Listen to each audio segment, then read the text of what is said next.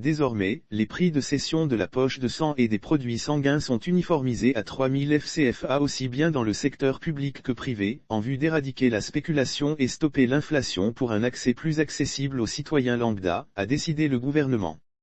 Cette mesure prise par le gouvernement ivoirien au cours du Conseil des ministres, le mercredi 23 février 2022 à Abidjan, est une réponse à la surenchère dans le milieu sanitaire, surtout dans le privé.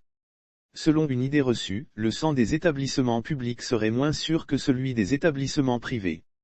Ce qui a occasionné des flambées de prix pour les poches de sang aux grandes dames du plus grand nombre des citoyens. Il est à noter que la qualité de la poche de sang vendue dans un établissement sanitaire privé ne peut être plus sûre que celle vendue dans les structures publiques, dans la mesure où le Centre national de transfusion sanguine, CNTS, qui ravitaille, à la fois les établissements sanitaires publics et privés, est le seul service qui collecte et fournit du sang en Côte d'Ivoire. C'est donc le même sang qui est vendu aussi bien dans le public que dans le privé. Avant l'uniformisation des prix, la poche de sang était accessible dans les hôpitaux généraux et formations sanitaires publiques au prix de 2000 FCFA contre 6000 FCFA dans les centres hospitaliers universitaires, CHU. Dans les cliniques privées, la poche de sang revenait à 25 000 FCFA.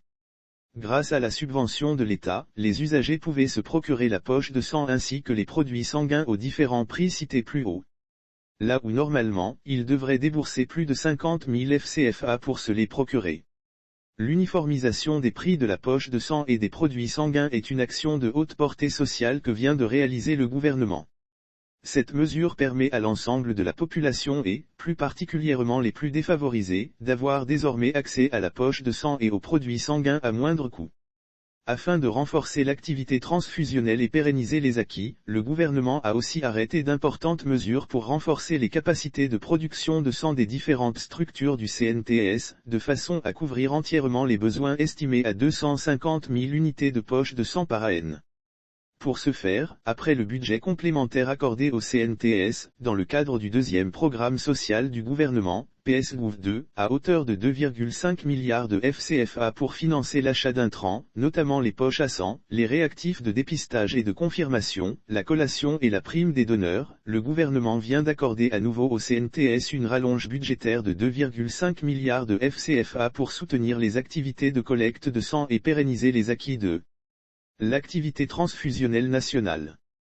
Ce financement permettra, plus précisément, d'investir dans l'acquisition de véhicules de collecte mobile de sang, d'équipements de prélèvement, de laboratoires, de froid et de conservation et la réhabilitation des bâtiments des structures de production CICG.